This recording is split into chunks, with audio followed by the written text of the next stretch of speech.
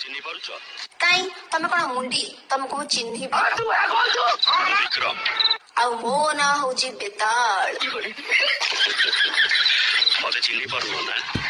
ତମକୁ କଣ ଥରେ କହିଲେ ଶୁଭୁନି? କାନେ କଣ କୋଟା ବାଡେ ତ 50 ଥର କହିବି? ତମେ କଣ ପ୍ରାଇମ ମିନିଷ୍ଟର ନା ଚିଫ ମିନିଷ୍ଟର ନା କଲେକ୍ଟର ବା? ତମକୁ ଚିହ୍ନିବି? ତମେ ଗାନ୍ଧୀ ମାର୍କେଟରେ ନିଆଁ ଲିଭଉଥିଲ ଆଉ ମୁଁ ନିଆଁ ଲଗଉଥିଲି।